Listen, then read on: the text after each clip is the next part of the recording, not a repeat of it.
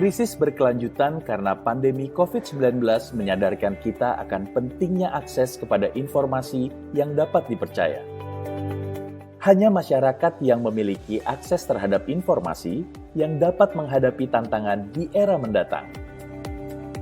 Maka dari itu, PBB berkomitmen pada akses yang universal terhadap informasi sebagai landasan jalan kita untuk pulih lebih baik dari pandemi.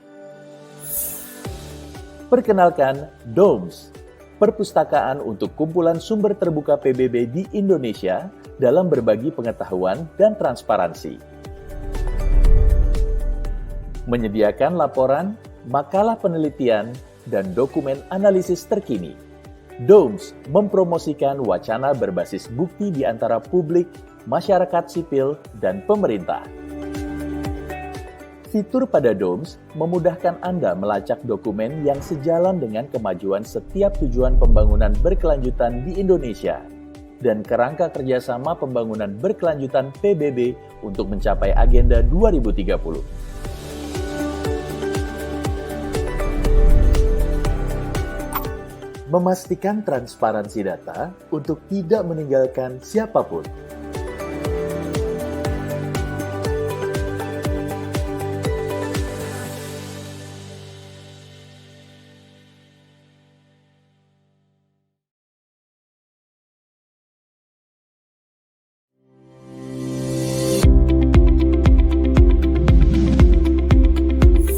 Menyediakan laporan, makalah penelitian, dan dokumen analisis terkini.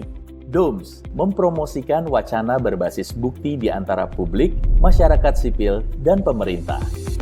DOMS memberikan kemudahan untuk pengguna dalam pencarian yang spesifik dan sesuai dengan kebutuhan Anda.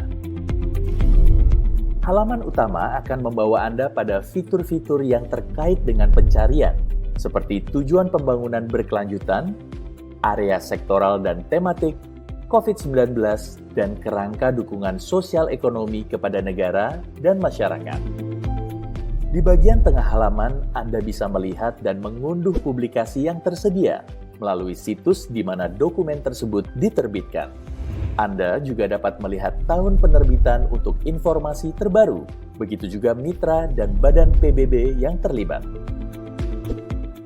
Untuk laporan yang spesifik, gunakan fitur pencarian dengan kata kunci untuk membantu pencarian dokumen yang lebih sesuai. Ketik tema atau topik yang ingin dicari, pilih badan PBB yang terkait dengan pencarian Anda, lihat TPB yang terkait pada riset tersebut, dan tahun publikasi. Untuk menambahkan publikasi, klik ikon di tengah di sudut kiri atas halaman utama. Isi bagian-bagian berikut dengan informasi yang relevan dengan dokumen Anda.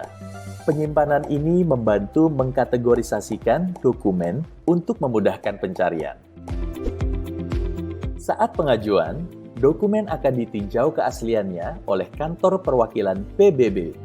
Jadi, pastikan badan PBB yang terlibat telah memiliki persetujuan penuh untuk memungkinkan publikasi dokumen Anda tersedia di DOMS.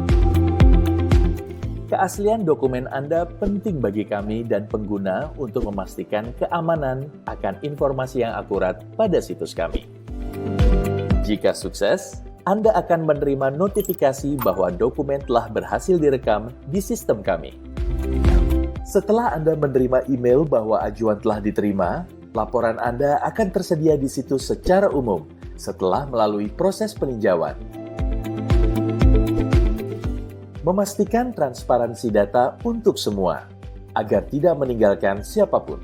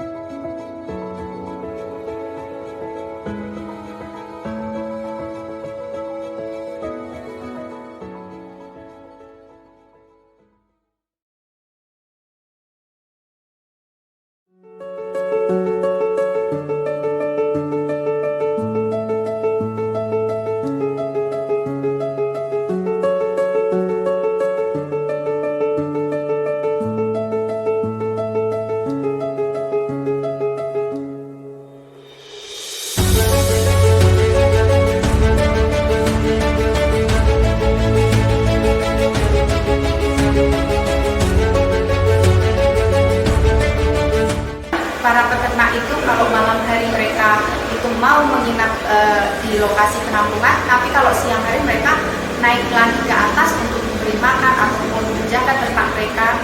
Kalau saya ngungsi, ternaknya nggak harus ikut ngungsi, Mbak. Itu udah di tempat pengungsian, udah ada kandang komunal yang bagus.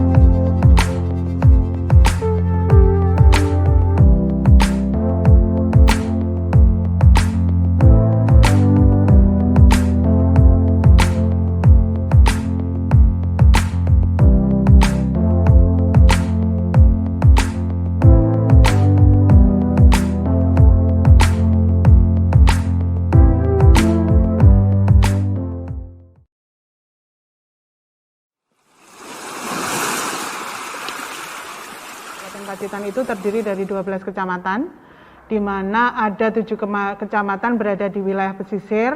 Kemudian dari 7 kecamatan yang berada di wilayah pesisir itu ada 47 desa yang terdampak gempa bumi dan tsunami. Nah, dari sini kami pemerintah daerah itu menganggap perlu adanya kebutuhan atau rencana kedaruratan yang dilakukan khususnya untuk potensi gempa bumi dan tsunami. Banyak masyarakat yang belum paham bahwa desa mereka itu punya potensi bencana yang sangat besar, itu yang paling utama. Karena pengetahuan kurang, jadi mereka belum tahu apa yang harus dilakukan. Siapa tahu dokumen Rencon ini bisa diaplikasi di tingkat desa. Jadi nanti desa bisa menganggarkan dengan APBDes-nya, dan masyarakat juga merasa bahwa bencana itu menjadi tanggung jawab bersama, bukan hanya di tingkat pemerintah. Karena memang ketika kita mengurangi risiko bencana tersebut, jadi saya selaku masyarakat dapat mencegah bencana tersebut, mempersiapkan diri atau dalam bahasa keren mitigasi bencana, sehingga ada minimalisir masyarakat yang tidak terdampak dari bencana tersebut.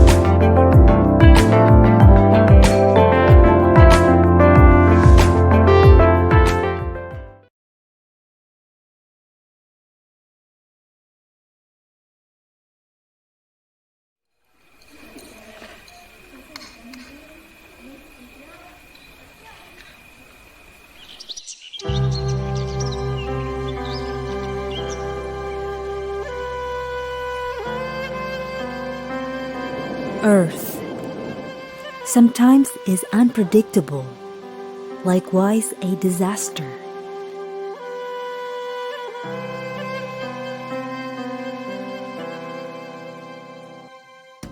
Saat terjadinya gempa, tidak tahu arah, cari sahabat, cari teman, seperti ayam kehilangan induk. Pada saat itu, kami sudah tidak bisa berbuat apa-apa. Ya. Karena masyarakat di Sembalun Bumbung ini merupakan mayoritas masyarakat petani. Nah, otomatis kami sudah tidak bisa melakukan aktivitas kami yang biasa kami lakukan sehari-hari, yaitu bertani untuk mencukupi kebutuhan kami. But the voice of humanity is always there.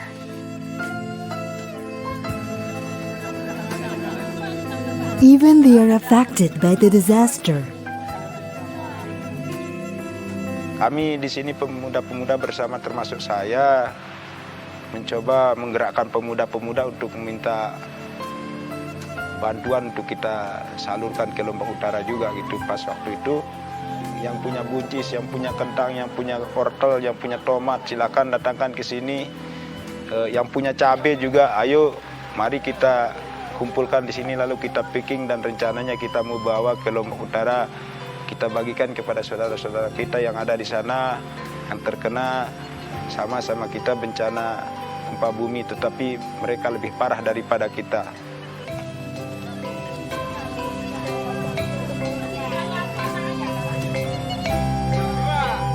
Di tengah kegiatan kami membagikan bantuan baik dari pemerintah dan NGO dan lain sebagainya, ternyata ada gempa lagi. Berita kami terima dari saudara kita di Sulawesi ada kena gempa dan tsunami.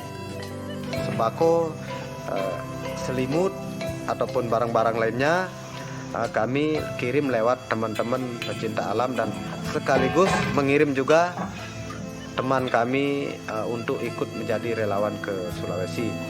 Nah, yang berupa uang kami alhamdulillah bisa mengumpulkan sekitar 12-an juta. Kami bisa kirim lewat organisasi yang namanya Gus Durian, yang belakangan mereka melaporkan kalau uang tersebut sudah digunakan untuk membangun huntara di daerah Sigi. Many kindnesses ended on the wrong tree. Bantuan atau logistik yang dari teman-teman relawan itu kadang-kadang kita bisa katakan itu adalah salah sasaran dan juga tidak sesuai dengan apa yang dibutuhkan.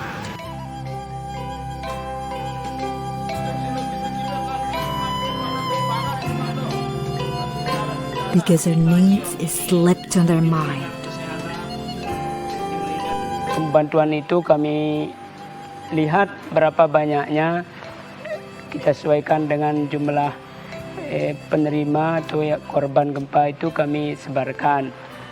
Namun secara struktural di masing-masing desa itu belum begitu bagus. Kami mengalami banyak sekali kendala, terutama masalah data.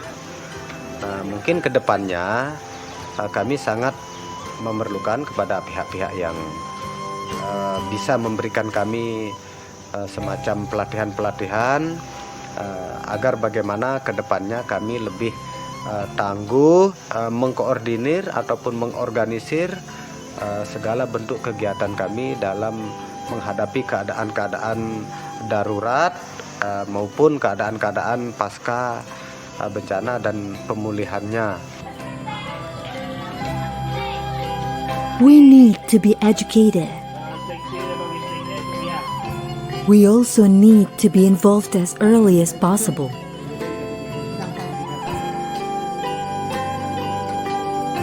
So we can work together for a better camp management. To ensure equitable access to services and protection for displaced persons. To improve their quality of life and dignity during displacement. And advocate for solutions while preparing them for life after displacement.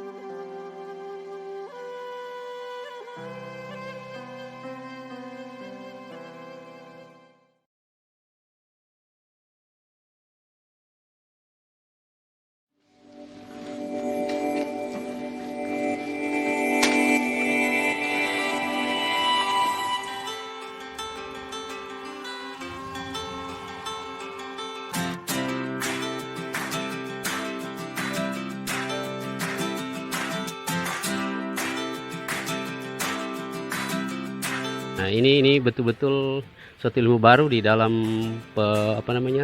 pembuatan struktur-struktur yang memang perlu dibutuhkan oleh masyarakat. Bagaimana membuat struktur organisasi yang ada di camp tersebut.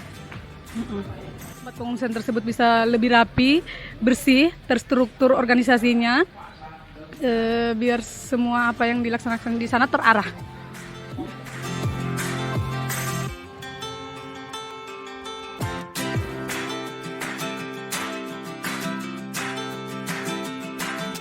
Alhamdulillah selama kita mengungsi di atas Kelurahan Petobo ini, mengenai logistik alhamdulillah sudah ada dari pemerintah, dan dari IUM sendiri kami telah menerima beberapa matras untuk anak-anak dan keluarga saya.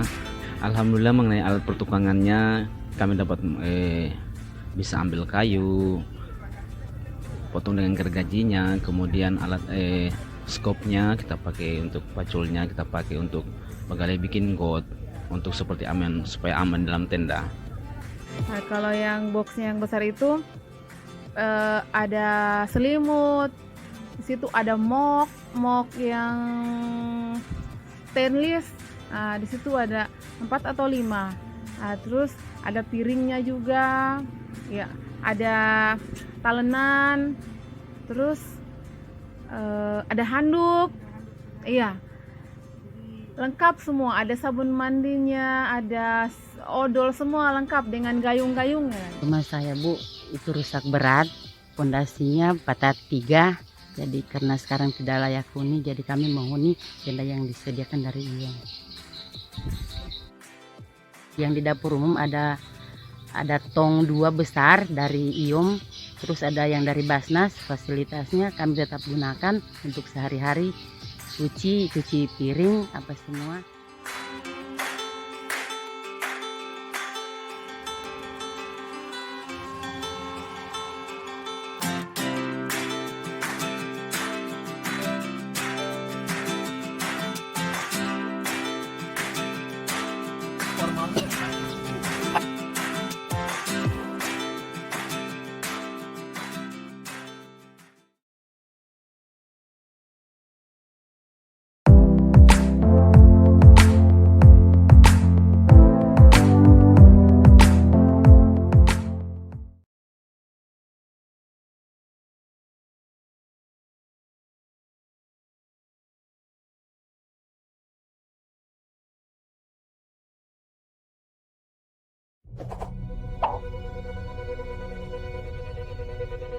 Banyak satuan pendidikan di Indonesia yang masih rentan dari bencana.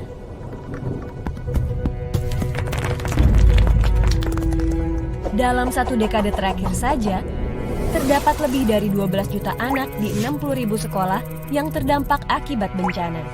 Dengan total bencana yang terjadi dari tahun 2009 hingga 2018, terhitung lebih dari 20.000 bencana.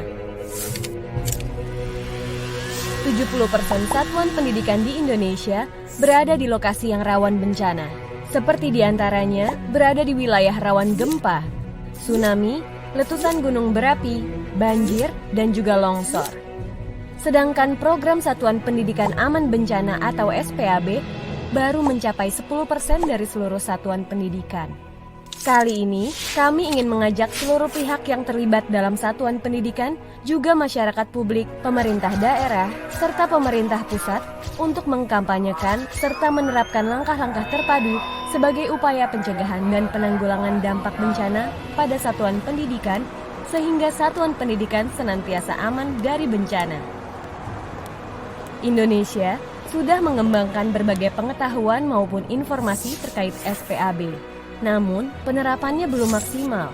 Padahal, dengan adanya aplikasi Inaris, kita jadi bisa tahu satuan pendidikan mana saja yang masuk dalam wilayah rawan bencana. Informasi ini berguna bagi kita untuk meningkatkan keefektivitasan dalam memantau, mengantisipasi, dan menangani bencana pada sekolah anak-anak kita. Semua pihak harus terlibat aktif dalam mengamankan satuan pendidikan dari bencana. Selain itu, sistem pemantauan dan pengawasan perlu berjalan dengan efektif, sehingga kita mengetahui seberapa aman sekolah anak-anak kita dalam mengantisipasi ancaman bencana. Seperti meningkatkan kapasitas seorang guru, dengan memasukkan kurikulum kesiapsiagaan bencana sebagai salah satu kompetensi dasar untuk menjadi guru, dan mengintegrasikan SPAB dengan program-program sekolah, seperti pramuka, PMR, dan kegiatan ekstrakurikuler lainnya. Perlu juga dipahami 3 pilar kebijakan dan perencanaan sektor pendidikan yang sesuai dengan manajemen bencana nasional, subnasional, dan lokal, yaitu pilar 1, fasilitas sekolah aman, pilar 2, manajemen bencana di sekolah, Pilar 3, pendidikan pencegahan dan pengurangan resiko bencana. Ini berguna untuk memastikan bahwa bencana pada satuan pendidikan mendapatkan perhatian penuh dalam rangka meminimalisir resiko bencana. Kepala daerah juga harus memastikan bahwa semua pihak termasuk anak-anak muda ikut berkontribusi dalam memberikan inovasi dan terobosan-terobosan baru guna mendukung program ini. Kita semua harus memastikan anak-anak mendapatkan layanan pendidikan yang berkualitas dan aman. Masa depan bangsa Indonesia sangat bergantung pada anak-anak. Apabila kita ingin membangun ketangguhan Indonesia, mari kita mulai dari anak-anak kita. Memberikan pendidikan terbaik, juga kepastian keamanan pada satuan pendidikan mereka. Pesan ini disampaikan oleh dan didukung oleh. Untuk informasi lebih lanjut, kunjungi laman Seknas SPAB.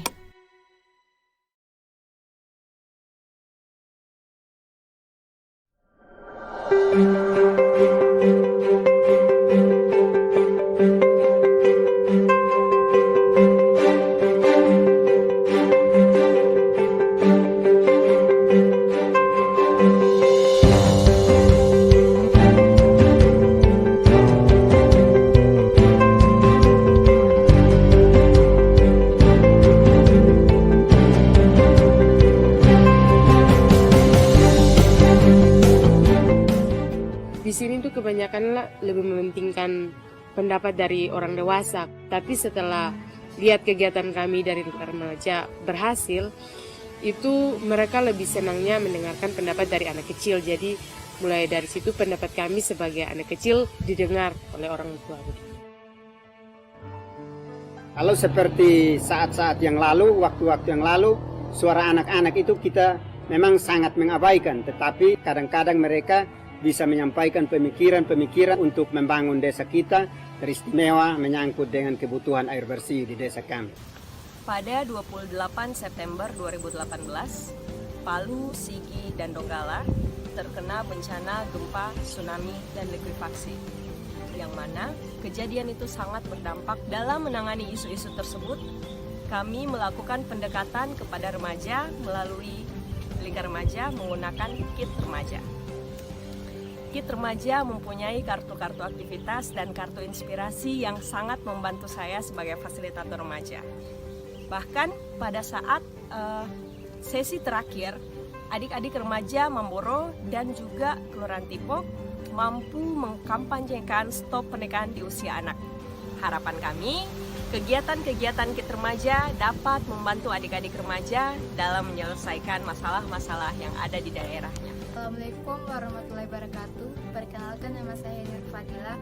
Saya dari Lingkar Remaja Lindung Lara, Pantolon Boya. Perasaan saya saat mengikuti Lingkar Remaja sangat senang sekali karena dapat membantu saya untuk lebih percaya diri lagi saat berbicara di depan umum. Manfaat dari Kit Remaja yaitu saya dapat mengetahui tentang arti kepemimpinan dan cara menghargai pendapat orang lain. Assalamualaikum warahmatullahi wabarakatuh. Perkenalkan, nama saya Adam. Saya dari Lingkar Remaja Lindung Lara, Kelurahan Pantolon Boya. Perasaan saya mengikuti Lingkar Remaja dan menggunakan Kit Remaja sangat senang karena bisa bermain dan belajar bersama dengan teman-teman. Manfaat yang saya dapatkan, saya jadi lebih berani dan percaya diri untuk mengemukakan pendapat saya.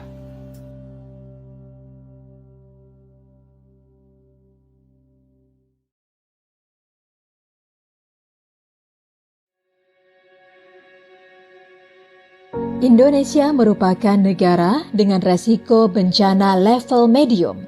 Bencana alam, non-alam, dan perubahan iklim berdampak serius terhadap pembangunan dan penurunan target kemiskinan. Pemerintah Indonesia berkomitmen untuk memastikan tidak ada yang tertinggal dalam proses pembangunan, termasuk masyarakat rentan dan mereka yang terdampak bencana. Untuk itu, dibutuhkan kebijakan nasional yang dapat memberikan perlindungan sosial yang adaptif bagi masyarakat, terutama pada situasi kedaruratan. Perlindungan sosial merupakan salah satu intervensi kebijakan yang dilakukan untuk mengatasi kemiskinan. Intervensi ini kemudian berkembang menjadi upaya untuk melindungi masyarakat yang terkena dampak bencana, baik yang disebabkan oleh alam maupun non-alam, agar tidak jatuh dalam kemiskinan. Perlindungan sosial yang mencakup kelompok rentan bencana ini dikenal dengan perlindungan sosial adaptif atau Adaptive Social Protection.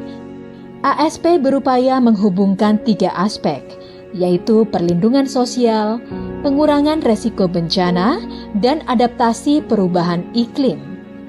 Hal ini merupakan bagian dari upaya pencegahan, mitigasi, kesiapsiagaan, tanggap darurat, dan pemulihan pada tahap sebelum, saat, dan pasca bencana.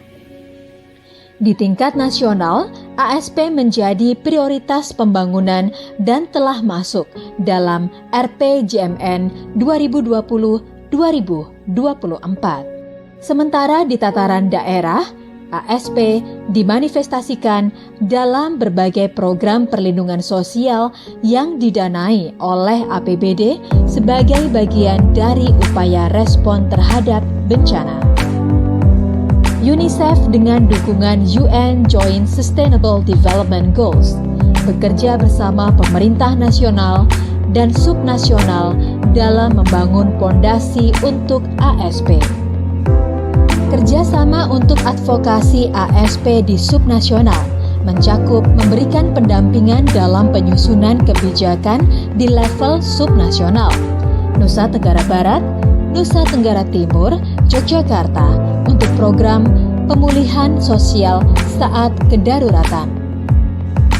Menyelenggarakan peningkatan kapasitas daerah untuk ASP melalui penyusunan modul ASP, pelatihan untuk pemerintah provinsi, kabupaten, dan desa. Penguatan kapasitas pemerintah desa melalui penyusunan pedoman fasilitasi desa peduli iklim dan desa tanggap bencana. Kami sangat berterima kasih dengan adanya FGD ini. Kita akan mencoba mengkolaborasikan apa yang sudah ada dari kabupaten dan masukan dari masyarakat maupun dari kelurahan, nanti itu akan disempurnakan di dalam perubahan peraturan yang membawa kepada pelaksanaan pelayanan di dalam bencana yang adaptif ini. Jadi kami dari awal ya bersama masyarakat Desa Bentek ini selalu melakukan kegiatan dalam rangka bagaimana mengamankan satu mata air. Karena mata air bagi kami adalah salah satu yang sangat vital yang harus kita selamatkan. Yang kedua, masyarakat yang tinggal dekat hutan wajib untuk menjaga hutan yang ada di sekitarnya. Dengan cara apa? Menanam tanaman yang bisa melindungi daripada struktur tanah yang bisa menimbulkan tanah longsor itu.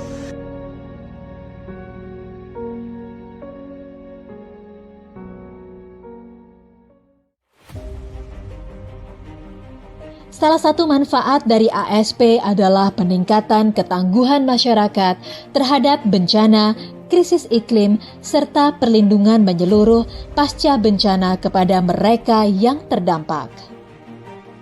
Kegiatan perwujudan ASP di daerah mencakup pemutakhiran data terhadap populasi yang terdampak bencana, penguatan kebijakan daerah untuk perlindungan sosial saat kedaruratan, pengurangan resiko bencana, dan adaptasi perubahan iklim termasuk kerjasama multi pihak, serta penganggaran yang adaptif. Pemerintah Indonesia berkomitmen untuk menjalankan pembangunan yang inklusif, termasuk inklusif terhadap masyarakat rentan terdampak bencana. Salah satunya adalah mengembangkan perlindungan sosial yang adaptif. Perlindungan sosial yang adaptif melindungi masyarakat dari risiko jatuh miskin saat terjadi bencana, baik bencana alam maupun bencana ekonomi dan sosial. Perlindungan sosial yang adaptif berupaya menghubungkan 3 aspek penting, yaitu perlindungan sosial, pengurangan risiko bencana, dan adaptasi perubahan iklim. Program ini menjadi salah satu kebijakan yang tertuang dalam RPJM 2020-2024. Program ini merupakan program yang terintegrasi, mulai dari pusat sampai ke daerah, baik program pemerintah maupun sampai pada inisiatif yang dikembangkan di tingkat komunitas. Dalam tataran daerah, ASP diimplementasikan dalam berbagai program perlindungan sosial yang didanai oleh APBD sebagai upaya penanganan bencana di daerah. Kami harapkan pemerintah daerah dapat berpartisipasi aktif secara terintegrasi dengan sistem yang diciptakan di tingkat nasional.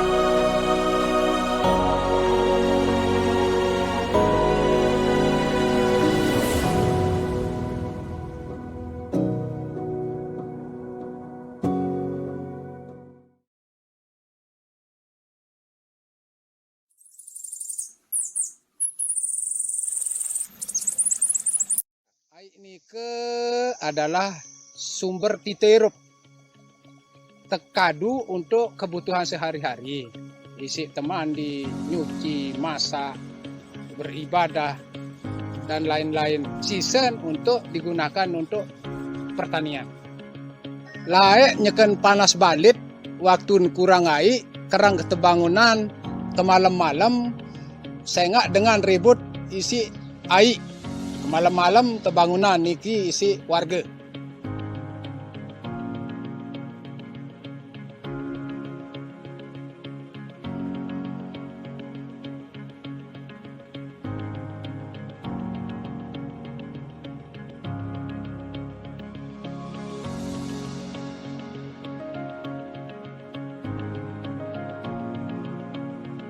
Semakinan niki air sak tebangun nuik niki air sudah melimpah niki, sudah berlebihan semakinan niki. Piran-piran temile mandi, piran-piran temile mopok ya temau doang. Wangkah susah lalu air ndek temarak sak lain. Ite langan kelompok ahli Al-Hidayah sak beranggotaan 25 dengan 20 telu nina 2 mama. Ite endah manfaatang air nih untuk pembibitan sayur-sayuran isi kebutuhan sehari-hari di rumah tangga.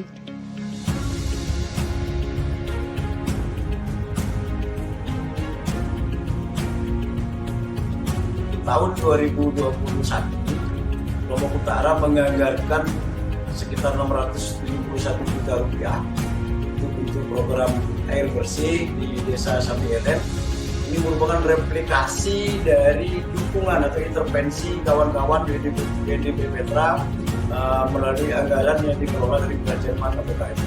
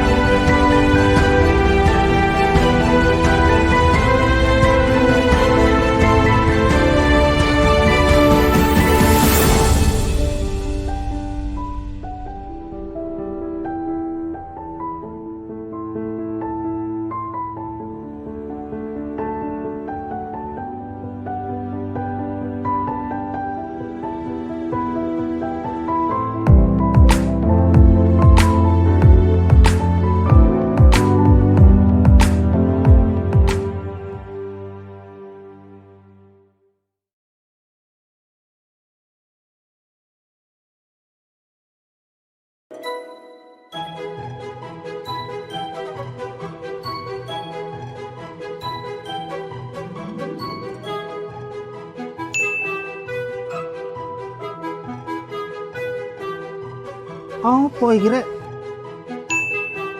Selamat datang di Surabaya, sadar resiko gempa. Saya Ning Yaya, Cak Sur kan? Cak Sur sudah siap kalau sewaktu-waktu terjadi gempa. Apakah Cak Sur tahu resiko gempa di Surabaya? Ya apa iku Ning? Gempa bisa terjadi sewaktu-waktu karena pergerakan dua sesar aktif yang membentang melalui Surabaya dan juga karena sumber gempa yang lain, Cak Sur.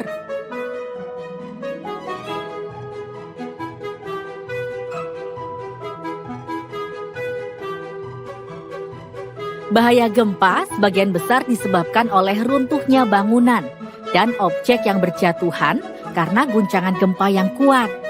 Oleh karena itu, bangunan harus dibangun sesuai dengan kode dan standar tertentu supaya lebih aman gempa. Gempa juga beresiko menimbulkan kebakaran, tsunami, dan bahaya lainnya.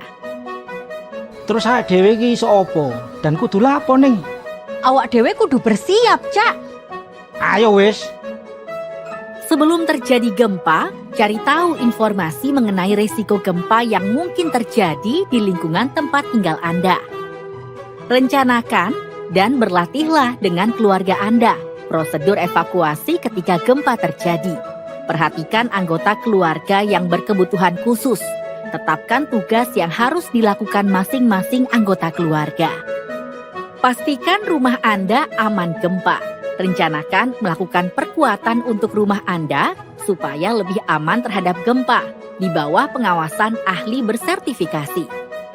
Kenali benda yang mungkin melukai Anda ketika gempa terjadi. Amankan benda yang mungkin jatuh dan menyebabkan cedera. Siapkan tas darurat bencana berisi air minum, makanan, uang secukupnya, dokumen penting, alat kebersihan pribadi, peluit, senter, alat komunikasi, obat dan P3K, serta peralatan lain yang diperlukan dalam satu tas yang nantinya akan dibawa ketika gempa terjadi. Simpan tas darurat bencana di tempat yang aman dan mudah dijangkau ketika gempa terjadi. Tas darurat bencana ini akan menjadi persediaan darurat setelah gempa. Jadi, pastikan kecukupan dan periksa isinya secara berkala. Ketika gempa terjadi, jangan panik. Saat Anda merasakan guncangan, segeralah merunduk, jatuhkan diri ke lantai, tekuk kepala dan lutut. Berlindung, berangkatlah ke kolong meja yang kokoh dan lindungi kepala serta leher Anda dengan lengan dan tangan. Berpegangan kepada kaki perabot yang kokoh sambil tetap melindungi kepala dan leher dengan tangan yang lain. Tetap tenang hingga guncangan berhenti. Jika Anda penyandang disabilitas yang menggunakan kursi roda, tetaplah berada di kursi roda Anda selama guncangan. Kunci kursi roda Anda sehingga tidak mudah berpindah. Menunduklah serendah mungkin. Lindungi kepala dan leher Anda menggunakan lengan atau benda lebar.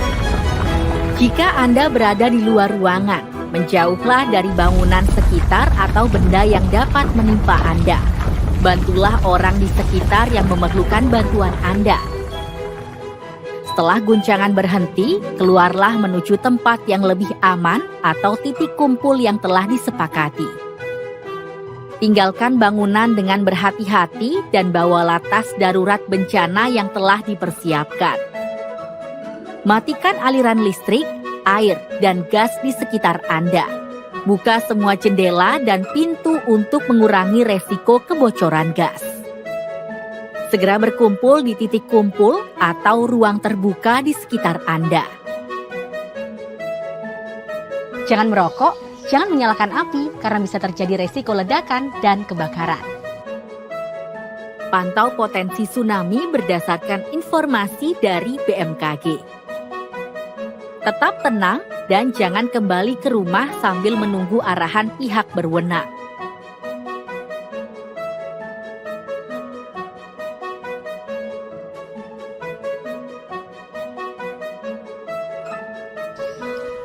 Selaraskan rencana evakuasi keluarga Anda bersama dengan tetangga dan lingkungan sekitar. Perhatikan warga berkebutuhan khusus seperti perempuan, anak, lansia, ibu hamil, dan warga penyandang disabilitas. Susun bersama rencana tanggap gempa lingkungan Anda. Jadi, apa yang harus kita lakukan untuk mengurangi resiko bahaya gempa?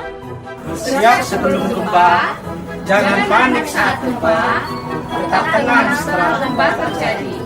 Jangan lupa berembuk dengan lingkungan sekitar untuk menyelaraskan rencana tanggap bencana. Jadi, kalau sewaktu-waktu terjadi gempa, sudah siap? Siap, Tok Wis. Untuk informasi lebih lanjut mengenai resiko gempa di Surabaya, silahkan kunjungi tautan berikut ini.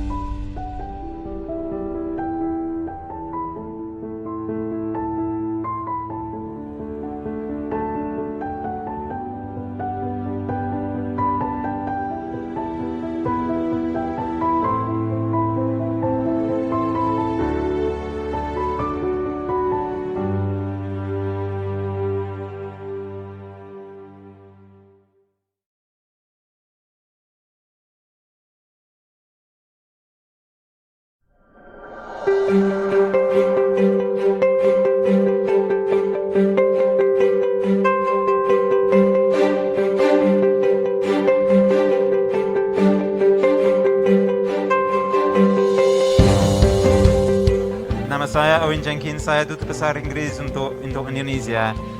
Dan saya ingin mengucapkan terima kasih untuk Yayasan dan SMP, SMA, LBA, YBAP untuk menerima saya hari ini. Saya sangat terkesan dengan proyek penyiapan bencana ini dan senang sekali bahwa dengan kerjasama dari pemerintah Inggris kami bisa membantu walaupun hanya sedikit dengan proyek penting ini.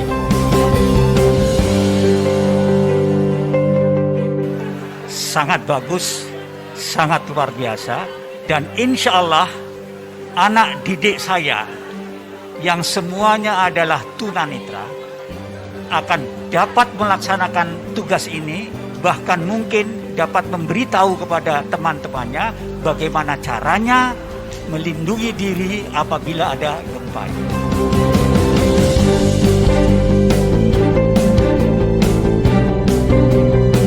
Program ini yang dilaksanakan di YBAP Surabaya adalah program yang luar biasa, sepakat dengan Eksselensi Duta Besar dan Bapak Ketua Yayasan. Dan program semacam ini sangat-sangat penting untuk kita semua, untuk warga Indonesia, Surabaya, ataupun di daerah sekitar yang tentunya nanti akan sangat bermanfaat pada saat ada disaster. Dan ini adalah persiapannya.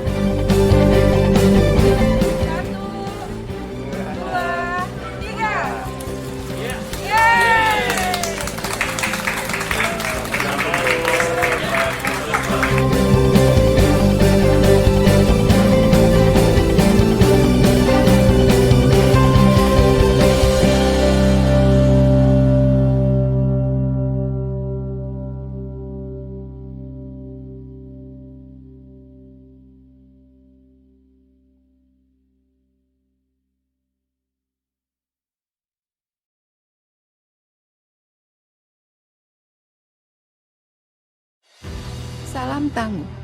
Respon awal bencana mandiri penting dilakukan agar dapat mengurangi potensi dampak buruk yang mungkin terjadi. Video ini merupakan contoh simulasi respon awal mandiri di sekolah disabilitas dengan siswa dan beberapa guru netra. Respon awal bencana adalah bagian dari siklus manajemen bencana. Rangkaian kegiatan dalam respon awal ini dilakukan secara mandiri oleh penyintas dan kelompok masyarakat segera setelah terjadi peristiwa bahaya atau yang berpotensi menjadi bencana. Diawali dengan peringatan bahaya, diikuti dengan aksi-aksi respon darurat lainnya dengan prioritas pada penyelamatan dan evakuasi.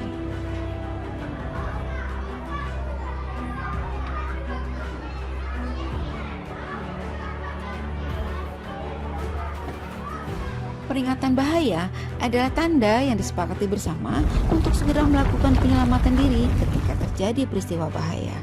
Peringatan bahaya pada peristiwa gempa adalah guncangan gempa itu sendiri.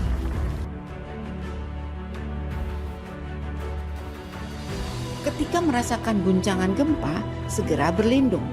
Tetap tenang, tunggu hingga kondisi memungkinkan untuk menyelamatkan diri atau tunggu arahan lebih lanjut.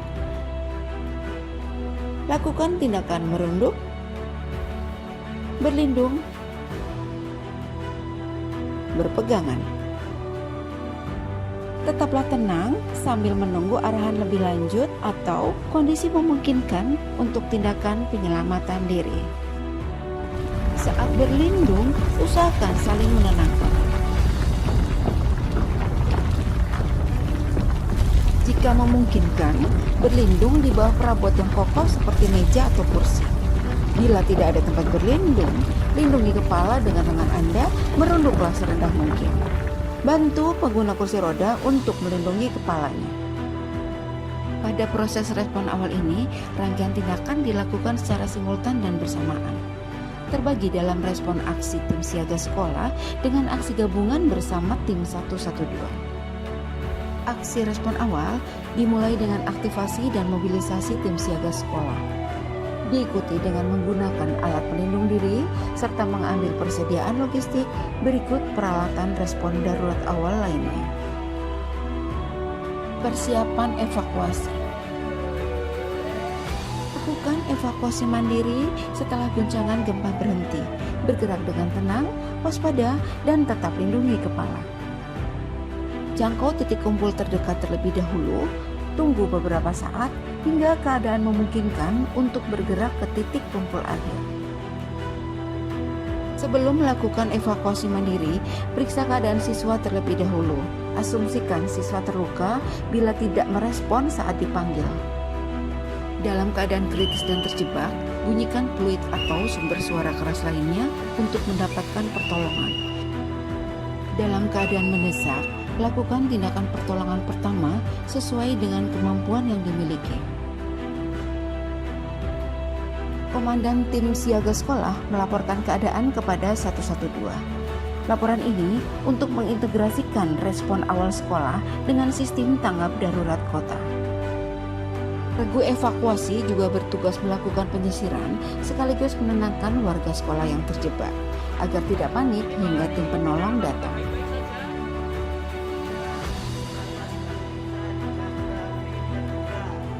Oke Kiki, Kali akan segera cari bantuan, tetap tenang ya. Komandan tim siaga sekolah melaporkan perkembangan keadaan kepada 112 berdasarkan laporan regu evakuasi agar dukungan yang diberikan sesuai dengan kebutuhan.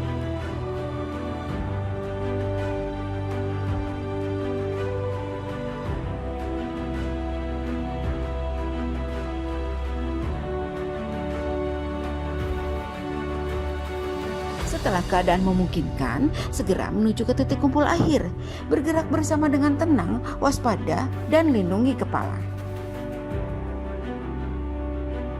Tindakan awal yang dilakukan di titik kumpul akhir adalah triase, yaitu pemilahan berdasarkan kondisi masing-masing untuk kesesuaian penanganan lebih lanjut. Label hijau untuk kondisi ringan, label kuning untuk kondisi sedang, dan label merah untuk kondisi parah atau kritis.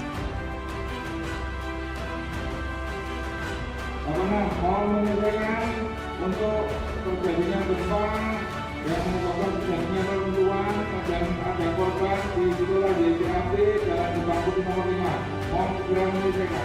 Sebelum aksi respon gabungan dilakukan, tim 112 berkoordinasi dengan tim siaga sekolah terlebih dahulu.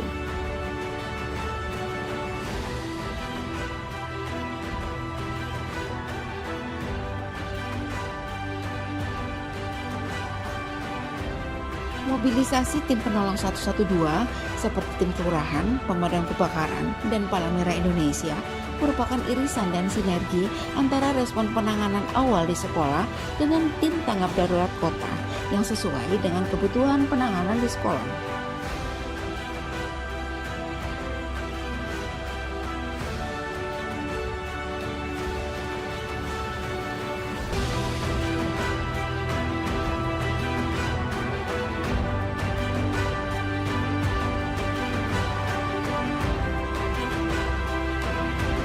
Penanganan bersama yang dilakukan ini adalah melakukan penstabilan, menenangkan, dan perawatan dasar lain yang diperlukan sebelum dirujuk ke tempat pelayanan kesehatan lebih lanjut.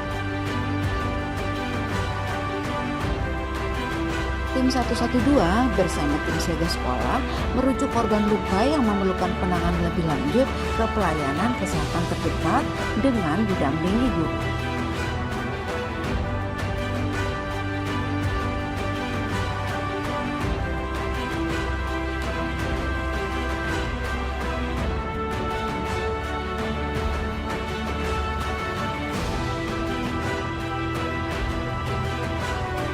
Keadaan aman dan terkendali, seluruh koordinator menyampaikan laporan akhir kepada Komandan Tim Siaga Sekolah. Berdasarkan laporan para koordinator, Komandan Tim Siaga Sekolah mengambil keputusan untuk pengakhiran kegiatan respon awal.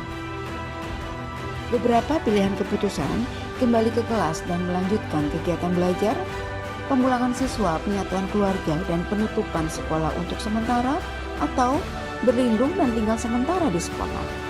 Pelaksanaan keputusan ini dilakukan pada aksi tanggap darurat selanjutnya. Simulasi ini adalah sebuah percontohan peningkatan kemampuan melakukan respon darurat awal di sebuah kelompok sosial dengan pendekatan 5 mandat inklusif, yaitu data pilah, aksesibilitas, partisipasi, prioritas perlindungan, dan peningkatan kapasitas agar dapat meningkatkan peluang keselamatan yang lebih besar yang terintegrasi dengan sistem 112 Surabaya. Simulasi ini memberikan gambaran respon awal sesaat setelah gempa yang menjawab kebutuhan dan tindakan khusus yang diperlukan. Reaksi yang terjadi bisa sangat beragam, seperti terluka, tidak sadarkan diri, atau bahkan bisa menjadi penolong. Sehingga dengan bersiap lebih baik, maka seluruh warga di kelompok ini dapat bersikap tenang, selamat, dan risiko berkurang.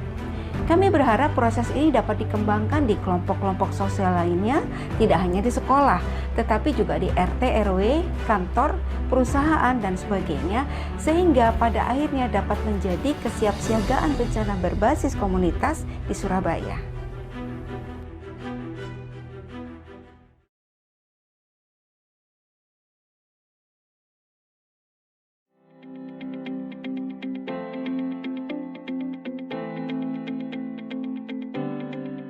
Cities across the globe are growing rapidly, causing numerous challenges such as increased pollution, informal settlements, traffic congestion, and threats from climate change. Despite these challenges, cities are places of opportunity, where city authorities, communities, and their partners can work towards generating inclusive prosperity and sustainable development. The Sustainable Development Goals and the New Urban Agenda, which were adopted by the United Nations member states, are universal calls to action that can be leveraged to achieve these common goals. To apply the SDGs and the New Urban Agenda, UN Habitat has developed the SDG Project Assessment Tool. This tool will be used by the UK Foreign and Commonwealth Office in their Global Future Cities program.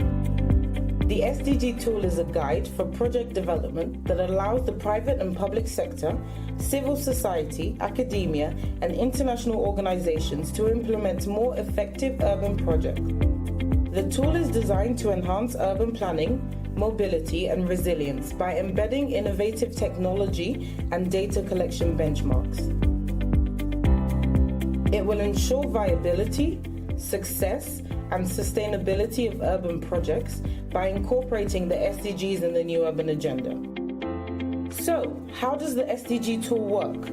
Once a project has been defined, the tool is used as a collaborative and practical project development guide by, first, tailoring the tool to the project and the local context. Second, assessing the project using sustainability principles and criteria that are linked to the SDGs in the New Urban Agenda.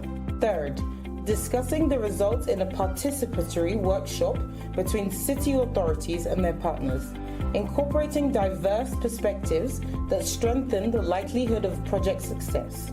Lastly, expert recommendations are provided by UN Habitat, which are then incorporated through an iterative review process to improve the project.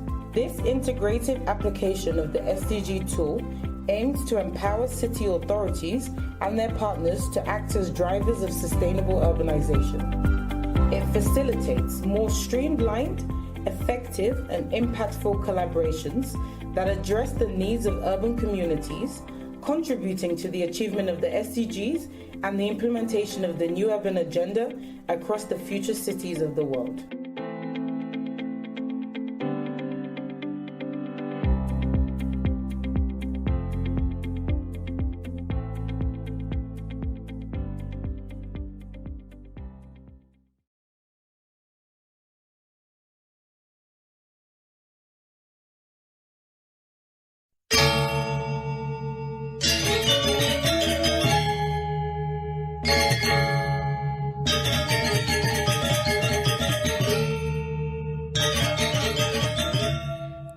Indonesia merupakan negara kepulauan terbesar di dunia dengan pesona alamnya yang memukau serta kearifan lokal di setiap wilayahnya yang memiliki daya tarik tersendiri.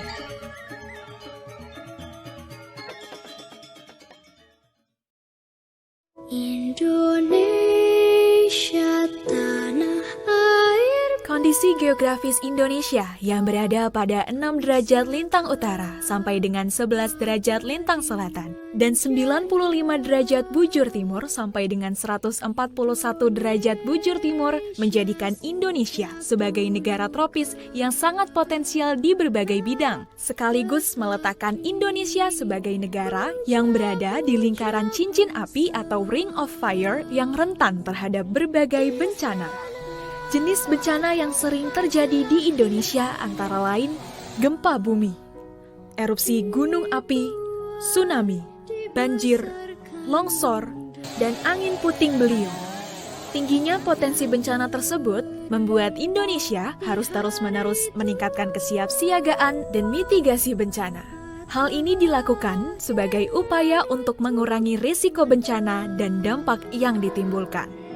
Edukasi bagi masyarakat yang tinggal di daerah rawan bencana merupakan agenda rutin yang terus-menerus dilakukan oleh berbagai pihak secara berkesinambungan dan sinergis, agar masyarakat memahami dan mampu melakukan upaya-upaya pengurangan risiko bencana secara mandiri.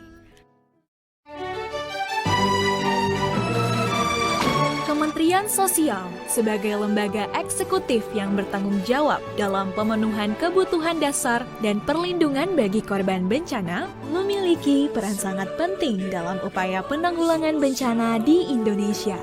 Selain menyediakan berbagai kebutuhan dasar dan pertolongan bagi korban bencana pada saat masa tanggap darurat bencana, sejak tahun 2004, Kementerian Sosial mulai merekrut dan melatih generasi muda dari berbagai unsur untuk menjadi relawan penanggulangan bencana yang disebut sebagai Taruna Siaga Bencana atau Tagana.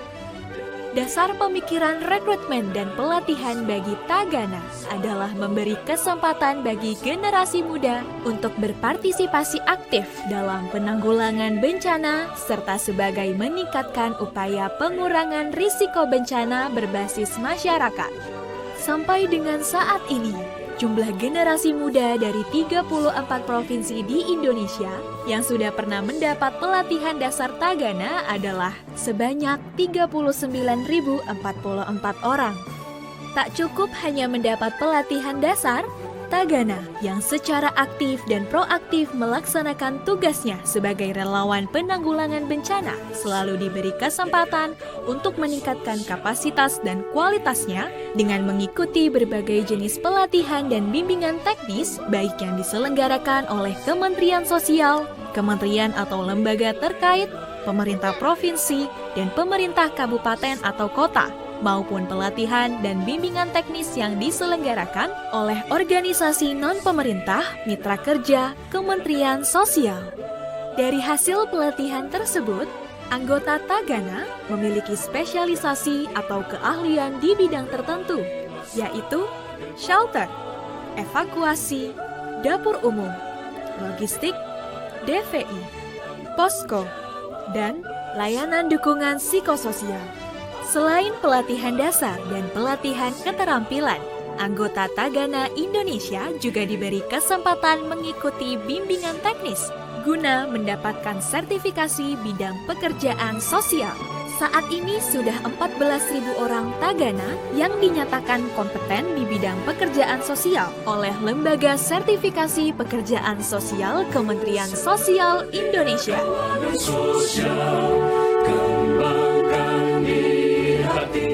Selain melakukan tindakan layanan dan pertolongan di masa tanggap darurat, Tagana Indonesia aktif melakukan kegiatan-kegiatan mitigasi bencana melalui Tagana Masuk Sekolah, reboisasi, pembentukan kawasan lindung di pesisir pantai rawan tsunami dengan penanaman mangrove, pembentukan kawasan lindung di perbukitan rawan longsor dengan penanaman vetiver, pelaksanaan tugas sebagai praktisi atau instruktur dalam kegiatan pelatihan kesiapsiagaan bagi masyarakat, posko kesiapsiagaan di tingkat kecamatan, kabupaten atau kota, provinsi, dan di Kementerian Sosial. Lebih jauh lagi, dalam kondisi normal atau tidak ada bencana, Tagana juga merintis berbagai usaha untuk pengembangan usaha ekonomi yang keuntungannya digunakan untuk membiayai kegiatan-kegiatan Tagana yang dilakukan secara swadaya dan mandiri.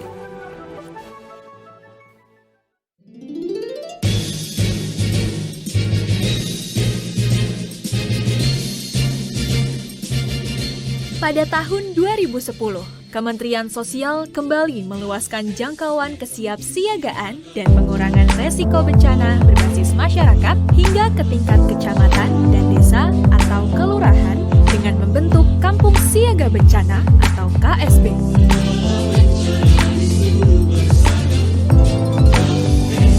Sampai dengan awal Desember 2021, telah terbentuk 799 KSB di berbagai daerah di Indonesia.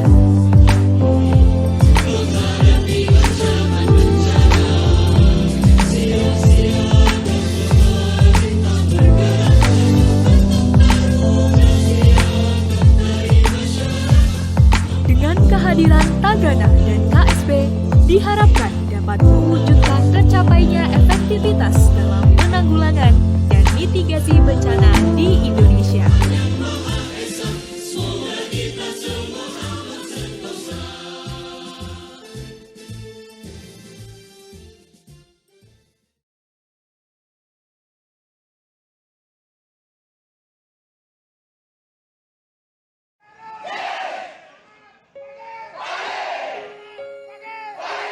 Anggota Tagana yang tersebar sampai ke pelosok pedesaan membuat respon penanganan bencana dapat lebih cepat dilakukan.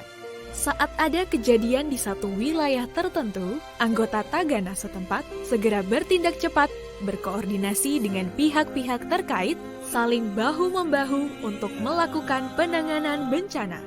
Semangat pengabdian serta jiwa kerelawanan yang ditanamkan pada setiap anggota Tagana telah menjadi kekuatan kelompok relawan ini untuk melakukan tindakan cepat, tanggap, dan sigap di setiap kejadian bencana.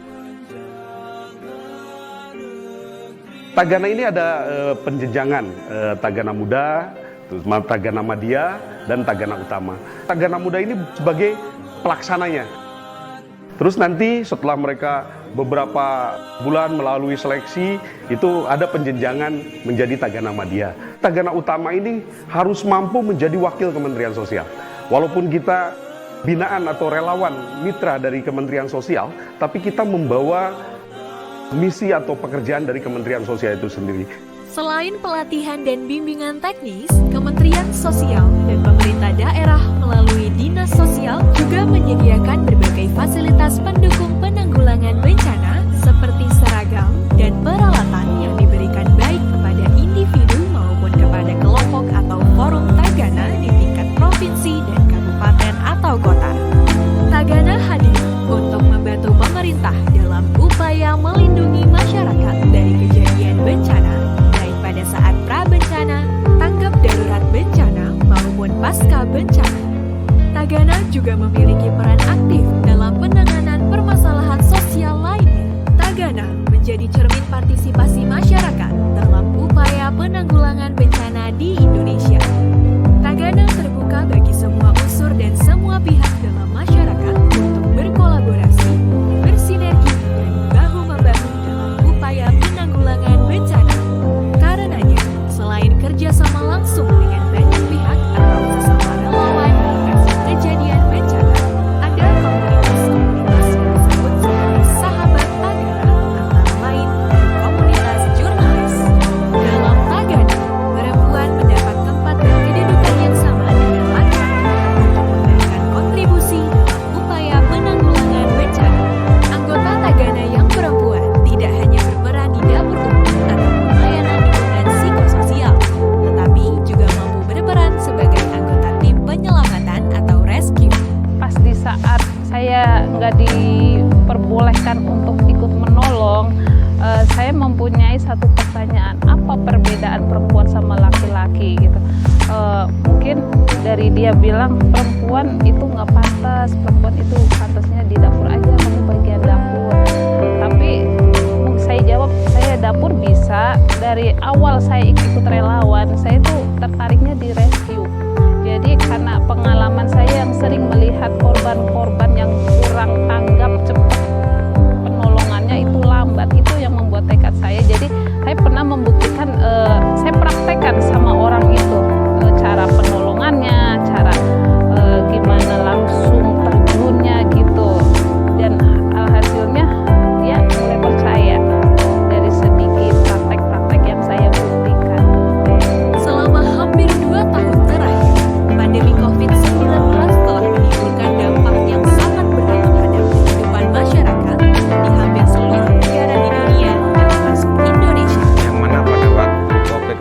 kemarin masih cukup meledak itu, semua kawan-kawan Tagana buka dapur umum dalam rangka untuk mensupport satu para nakes, yang kedua adalah masyarakat relawan, yang ketiga adalah para mereka yang lagi isoman. Meski Indonesia rawan terhadap berbagai bencana, tetapi Kementerian Sosial bersama Tagana dan KSB meyakini bahwa ada beberapa jenis bencana yang dapat dicegah atau diminimalisir risiko maupun dampaknya, antara lain banjir, longsor, dan gelombang pasang. Kaitan dengan pola tanam, kami tidak asal menanam pola itu tidak, tapi pakai pola. Polanya bagaimana? Menanam itu harus punya strategis untuk apa tujuannya. Tujuannya selain untuk green belt, sabuk hijau dalam upaya mitigasi, di sini kita harus pola menanam.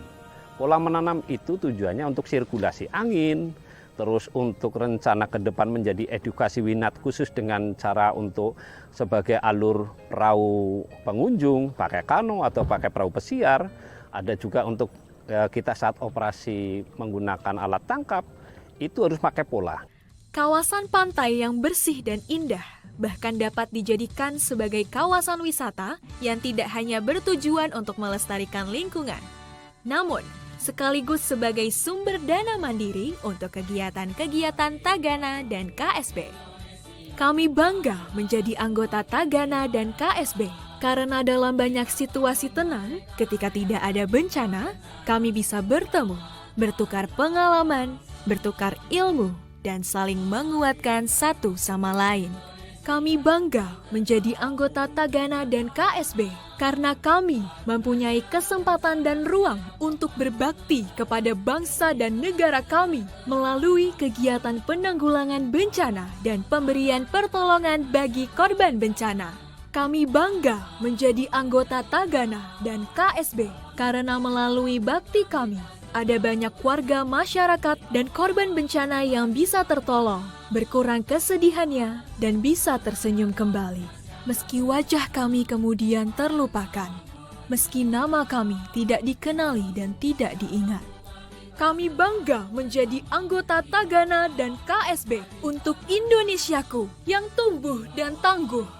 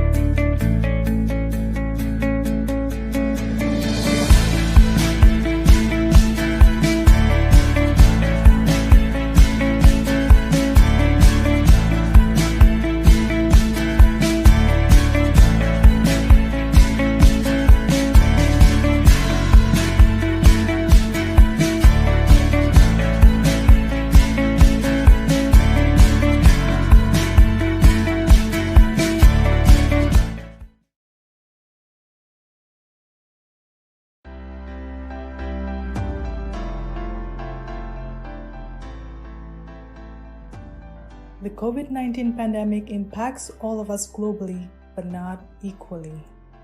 putting more barriers to access and worsening existing inequalities. The global health crisis has heightened the vulnerabilities of women and girls and other vulnerable groups.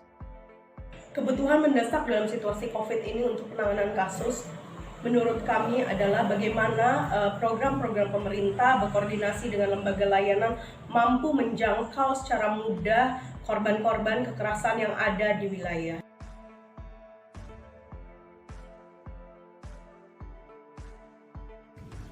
UNFPA Indonesia is launching a new project with support from the people and government of Japan to ensure that no one is left behind in this COVID-19 response. We will work closely with the government of Indonesia and civil society organizations to ensure that sexual and reproductive health of women and girls, older persons, persons with disabilities, and people living with HIV are centered and upfront in the COVID-19 response. Japan is pleased to launch a new project with UNFPA to address challenges faced by women and other populations. The project shows Japan's strong commitment to ensuring human security, and Japan will continue to work in hand with the Indonesian people to overcome this pandemic. I welcome and greatly appreciate our partnership with the Government of Indonesia and the tremendous support of the Government of Japan in building back better and ensuring no one is left behind in our collective COVID-19 response. Through the auspicious partnership between the Government of Indonesia, UNFPA Indonesia, and civil society organizations, I am confident that we can serve people in marginalized groups, leaving no one behind in our COVID-19 response and disaster preparedness in the future. I would also like to thank the Government of Japan and other partners involved in this project. A multi-sectoral collaboration, the Leaving No One Behind project engages partners from different sectors in different parts of Indonesia. Harapannya program yang sedang kita rancang bareng-bareng ini menjadi salah satu cara bagi kami, terutama kader-kader Fatayat, jadi bisa meningkatkan kapasitas mereka, bisa meningkatkan keterampilan mereka, bisa meningkatkan pengetahuan mereka untuk memberikan kepada masyarakat yang lebih luas lagi. Together, we can ensure that no one is left behind in the national COVID-19 pandemic response, and that the Sustainable Development Goals become a reality by 2030.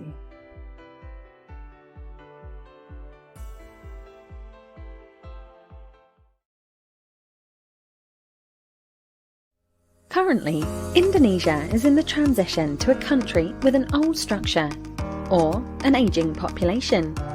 In 2019, there were 5 provinces with the number of older persons more than 10%. However, it is estimated that by 2024, almost all provinces in Indonesia will have older persons in population of more than 10%. Indonesia, in all its beauty, is threatened by natural disasters because of its position on the Pacific Ring of Fire. For instance, Mrs. Siti and Mr. Didi. They are some of the many older persons in Indonesia. Generally, older persons have decreased their physical function, but still can carry out their daily activities independently. Meanwhile, Mr. Didi, Mrs. Siti's husband, since 5 years ago, has experienced walking impairment after suffering a stroke. So, to carry out his daily activities and to take care of himself, Mr. Didi still needs his wife's help. Due to their limitations, in disaster situations, the older persons are one of the most vulnerable groups.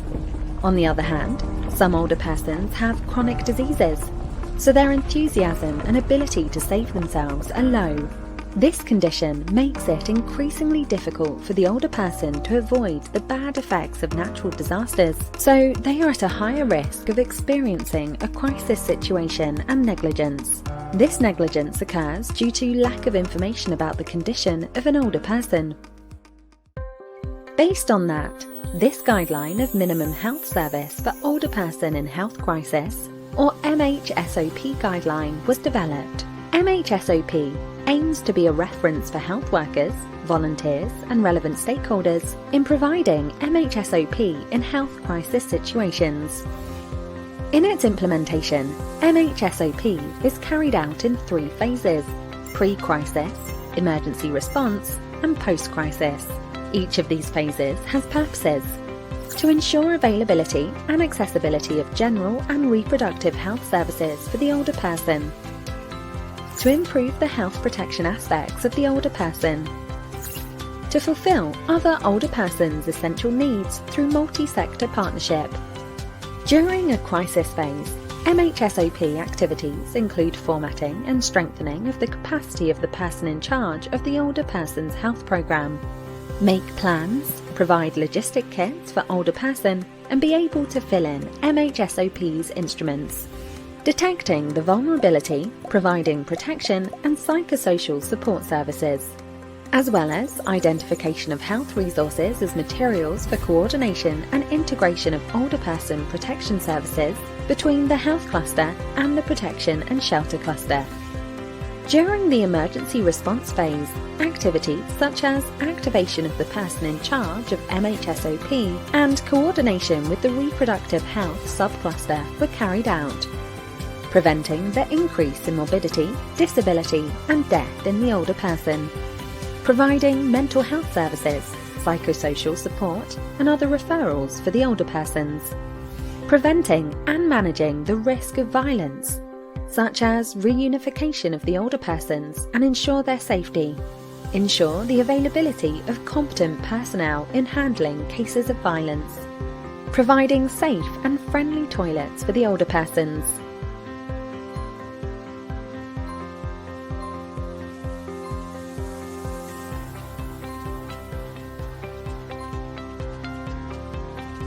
management of nutrition for the older persons by ensuring that the older person obtains food assistance in accordance with their health conditions.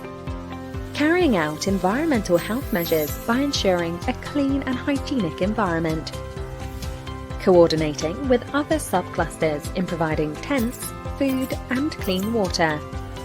Monitoring the development and the involvement of young adults in evaluation of activities and subsequent planning.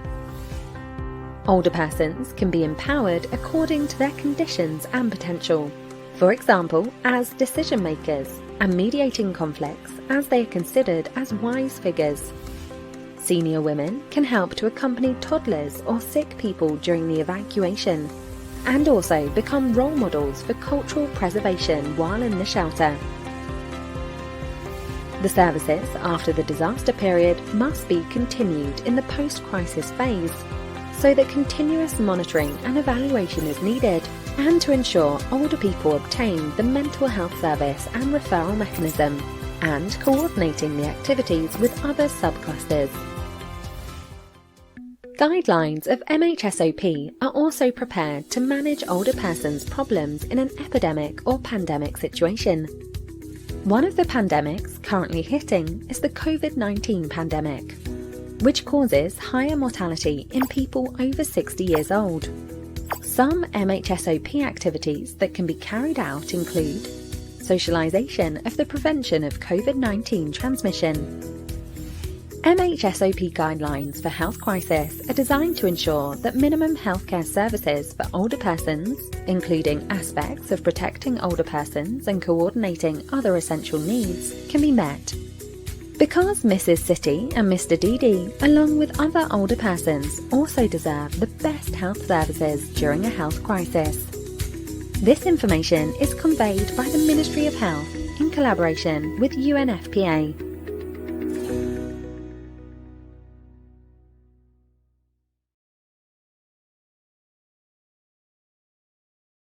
During emergencies, families are separated, services are disrupted, and community support systems break down, putting women and girls at greater risk of violence. Without adequate clothing, menstrual supplies, and hygiene items, women and girls may be unable to access basic services, including humanitarian aid. That's why UNFPA distributes dignity kits during disasters. to reduce vulnerability and connect women and girls to information, support, and services. Dignity kits contain underwear, basic clothing, sanitary napkins, toothbrushes, toothpaste, soap, and laundry powder, as well as information on the services that are available and how to access them. Dignity kits can also contain flashlights, whistles, and radios. These can help women feel safer when they're displaced from their homes.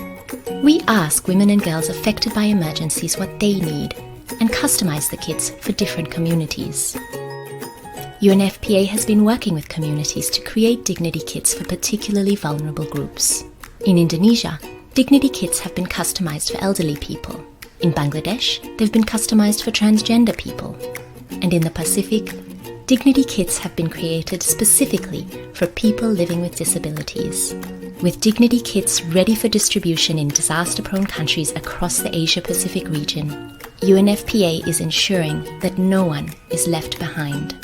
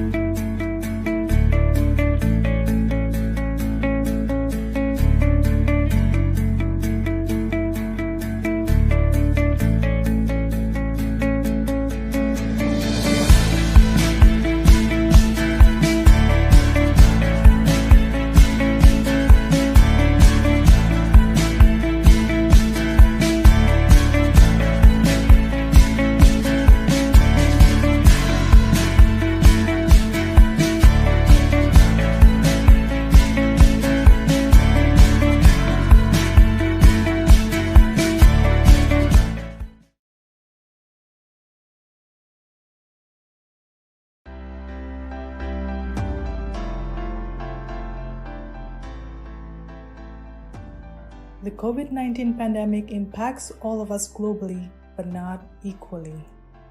Putting more barriers to access and worsening existing inequalities, the global health crisis has heightened the vulnerabilities of women and girls and other vulnerable groups.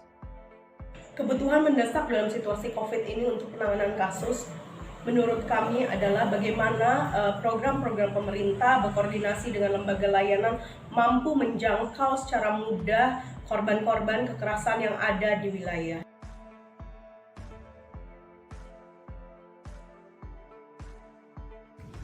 UNFPA Indonesia is launching a new project with support from the people and government of Japan to ensure that no one is left behind in this COVID-19 response. We will work closely with the government of Indonesia and civil society organizations to ensure that sexual and reproductive health of women and girls, older persons, persons with disabilities, and people living with HIV are centered and upfront in the COVID-19 response. Japan is pleased to launch a new project with UNFPA to address challenges faced by women and other populations. The project shows Japan's strong commitment to ensuring human security, and Japan will continue to work in hand with the Indonesian people to overcome this pandemic. I welcome and greatly appreciate our partnership with the Government of Indonesia and the tremendous support of the Government of Japan in building back better and ensuring no one is left behind in our collective COVID-19 response. Through the auspicious partnership between the Government of Indonesia, UNFPA Indonesia, and civil society organization, I am confident that we can serve people in marginalized groups, leaving no one behind in our COVID-19 response and disaster preparedness in the future. I would also like to thank the Government of Japan and other partners involved in this project.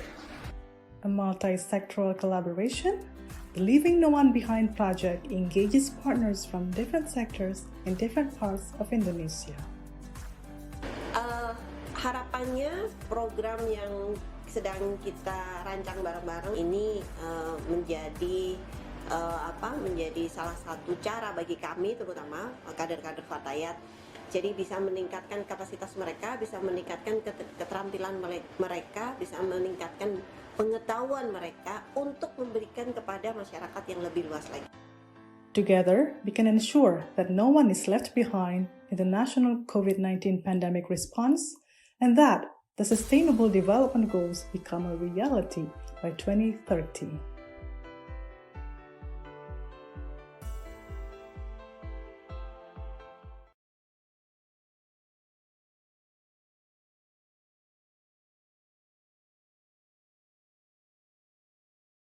PPAM Kesehatan Reproduksi pada masa pandemi COVID-19 terletak di antara pertemuan 3 lempeng besar dan berada di atas Ring of Fire. Indonesia rentan mengalami gempa bumi, meletusnya gunung berapi, dan tsunami. 97% penduduk Indonesia tinggal di daerah rawan bencana. Kondisi alam bukan satu-satunya penyebab bencana. Namun, faktor sosial dan perilaku manusia yang tidak bertanggung jawab turut mengakibatkan bencana, seperti konflik sosial. Secara resmi, pada 30 Januari 2020, Badan Kesehatan Dunia atau WHO telah mendeklarasikan COVID-19 sebagai darurat kesehatan masyarakat yang menjadi perhatian internasional. COVID-19 adalah penyakit yang disebabkan oleh coronavirus jenis baru yang ditemukan di Provinsi Wuhan, Cina pada Desember 2019. Penularan COVID-19 adalah melalui droplets, kontak pribadi, dan menyentuh benda atau permukaan dengan virus di atasnya. Gejala klinisnya yang mirip dengan flu perlu perhatian khusus. Untuk mencegah penularannya, praktik 3M sangat disarankan, yaitu menggunakan masker, mencuci tangan dengan benar, dan menjaga jarak. Penyakit yang mengganggu pernafasan ini menyebar dengan cepat ke penjuru dunia, termasuk Indonesia dengan kasus pertama pada tanggal 2 Maret 2020.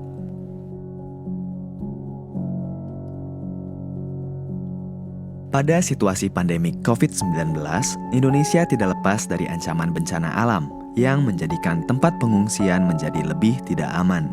Dalam kondisi bencana, mekanisme perlindungan dan pelayanan kesehatan terganggu atau tidak berfungsi, di mana 75% dari penduduk terdampak adalah perempuan, anak-anak, dan remaja. 4% dari penduduk terdampak adalah ibu hamil, di mana 15-20% diantaranya rentan mengalami komplikasi saat melahirkan. 19% dari penduduk terdampak adalah remaja usia 10-19 tahun.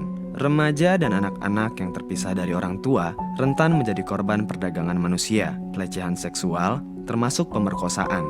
25% dari penduduk terdampak adalah perempuan usia subur yang rentan menjadi korban kekerasan.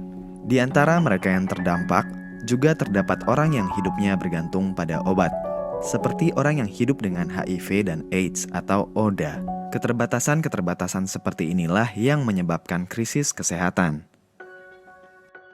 Sebuah program telah dipersiapkan untuk menangani krisis kesehatan yang disebut Paket Pelayanan Awal Minimum atau PPAM Kesehatan Reproduksi. Program ini merupakan suatu rangkaian kegiatan dari berbagai pihak yang dipersiapkan pada pra-bencana dan dilaksanakan pada saat tanggap darurat krisis kesehatan. Pada situasi pandemi COVID-19, pelaksanaan PPAM harus mematuhi protokol kesehatan yang diantaranya adalah menyiapkan tim subklaster kesehatan reproduksi sebelum turun ke lapangan. Petugas harus dalam kondisi sehat, berusia maksimal 50 tahun, dan tidak memiliki penyakit komorbid. Petugas harus bersedia melakukan pemeriksaan rapid atau swab test, mematuhi protokol COVID-19, membawa peralatan pribadi termasuk APD, serta memeriksa kesehatan secara mandiri setiap hari. Persiapan sarana dan prasarana. Kelengkapan sarana dan prasarana pencegahan penularan COVID-19 juga perlu dipastikan. Ketersediaan sarana CTPS atau cuci tangan pakai sabun, hand sanitizer, APD, penyediaan masker bagi pasien, penyediaan alat screening, disinfeksi ruangan secara berkala setelah selesai pelayanan. Jika memungkinkan, disiapkan teleregistrasi dan ketersediaan media KIE. Penataan tempat di tenda pelayanan yang mengikuti standar protokol kesehatan. Pengaturan tata letak meja, tempat tidur, kursi petugas dan pasien. Pembatas antara nakes dan pasien di meja pelayanan. Ventilasi memadai. Tempat khusus APD terpakai. Dan pengaturan jarak antar tempat duduk dengan minimal jarak 1 meter. Terakhir adalah pengaturan waktu melalui teleregistrasi agar tidak ada penumpukan pasien di ruang pelayanan. Setelah persiapan pencegahan penularan COVID-19, selanjutnya adalah 6 komponen utama program PPAM. Komponen pertama, identifikasi koordinator dan aktivasi subklaster kesehatan reproduksi. Komponen pertama adalah mengidentifikasi koordinator dan aktivasi subklaster yang akan mengawali proses koordinasi lintas program penanggulangan dan pelayanan kesehatan reproduksi serta menyepakati pertemuan rutin anggota subklaster. Pada pelaksanaannya, koordinasi rutin dilakukan dengan metode online. Jika tidak memungkinkan, maka dilakukan tatap muka sesuai dengan protokol kesehatan. PPAM memastikan pencegahan dan penanganan kasus kekerasan seksual bagi penduduk terdampak, terutama perempuan dan anak, baik secara fisik maupun psikologis. PPAM juga akan memastikan keamanan layanan dan fasilitas dalam pengungsian, seperti letak tenda, toilet yang terkunci, dan dengan penerangan yang memadai. Informasi pertolongan dan rujukan juga disediakan untuk penyintas. Hotline petugas pun tersedia.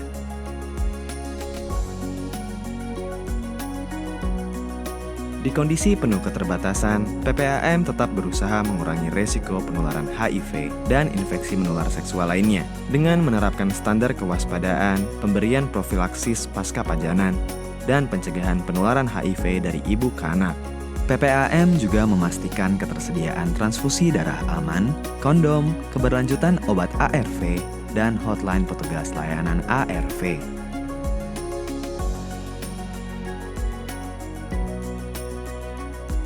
Bagi ibu hamil dan bayi baru lahir, kondisi bencana dapat memberi resiko persalinan dan komplikasi sewaktu-waktu. Sehingga, salah satu komponen utama PPAM adalah mencegah meningkatnya kesakitan dan kematian maternal dan neonatal, memastikan ketersediaan fasilitas kesehatan untuk persalinan serta pelayanan gawat darurat bagi maternal neonatal 24 jam termasuk sistem rujukannya. Sama seperti pelayanan lainnya, perlu dipastikan bahwa masyarakat mengetahui ketersediaan hotline ibu hamil. PPAM berusaha mencegah terjadinya kehamilan yang tidak diinginkan pada masa bencana. Kondisi ini dapat diminimalisir dengan menyediakan alat kontrasepsi dan mendata pasangan usia subur, serta memberikan edukasi. PPAM juga memprioritaskan ketersediaan layanan kesehatan reproduksi dan pelibatan remaja pada masa tanggap darurat. Upaya yang dilakukan adalah memastikan adanya koordinasi program remaja, penyediaan data terpilah, penyediaan akses informasi, dan layanan kesehatan reproduksi remaja, serta pelibatan dan pemberdayaan remaja. Melalui pembelajaran dari berbagai respon kebencanaan, subklaster kesehatan reproduksi mengembangkan 2 prioritas tambahan, dengan memastikan ketersediaan layanan bagi balita dan lansia di situasi krisis kesehatan. Untuk balita, pelayanan diberikan untuk memastikan tidak bertambahnya tingkat kesakitan dan kematian, pencegahan dan penanganan kekerasan, serta dukungan psikososial dan kesehatan jiwa juga diberikan. Tidak lupa, Tumbuh kembang balita terus dipantau. Lokasi pelayanan untuk balita diupayakan berdekatan dengan lokasi layanan kesehatan reproduksi. Bagi lansia, hal yang perlu dipastikan adalah tersedianya pelayanan kesehatan umum dan kesehatan reproduksi, memastikan aspek perlindungan termasuk dukungan psikososial, dan ketersediaan pemenuhan kebutuhan esensial lainnya. Dalam pelaksanaan pelayanan untuk balita dan lansia, harus dilakukan secara terintegrasi antar subklaster kesehatan reproduksi dan subklaster lainnya. Tentu saja, semua program tersebut akan terlaksana dengan baik apabila didukung dengan ketersediaan logistik PPAM dan sarana penunjang lainnya.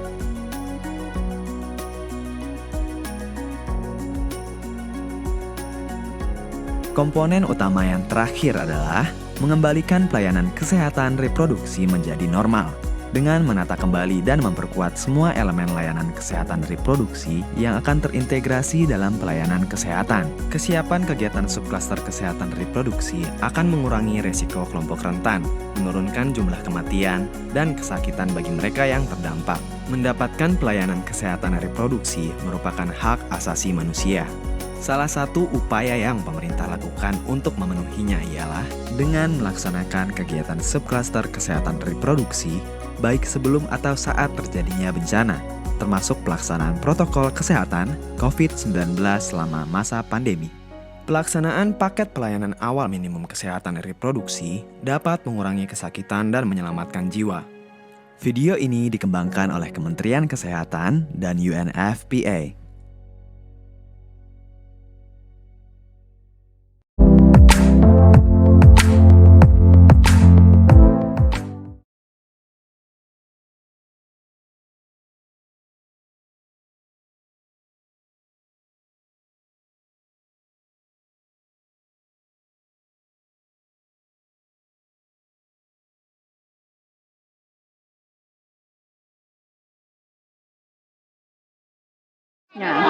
Nah, kalau soal kelor tadi, kelor itu sebetulnya makanan tradisional yang ada di sini yang bisa tumbuh di mana saja dan manfaatnya sangat luar biasa. Orang-orang tua kita dulu kalau misalnya sakit atau misalnya demam itu hanya makan kelor, konsumsi kelor itu bisa sembuh kembali. Jadi selain dia sebagai makanan juga berfungsi untuk sebetulnya obat yang bisa didapat dan kemudian sangat baik dampaknya untuk kesehatan termasuk perempuan. Rumah sudah tidak ada, itu akhirnya kita di tenda. Sampai di tenda didirikan ada suatu tenda ramah perempuan. Tenda ramah perempuan ini sangat berguna bagi kami karena bisa menambah tali silaturahmi, bisa menambah wawasan juga, saling tukar pikiran. Terus tadi juga sementara bikin produk keripik kelor dan rasanya itu enak, sangat berguna.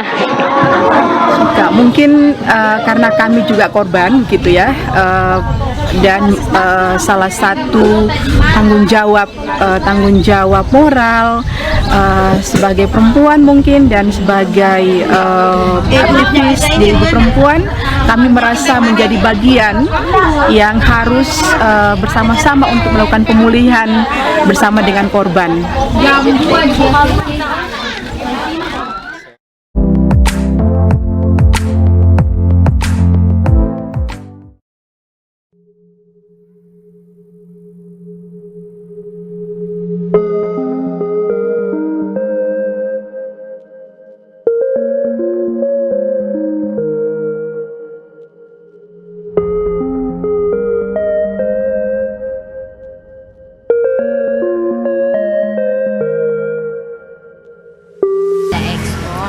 Bagus layanannya bagi siapa pengungsi yang lagi hamil, silakan.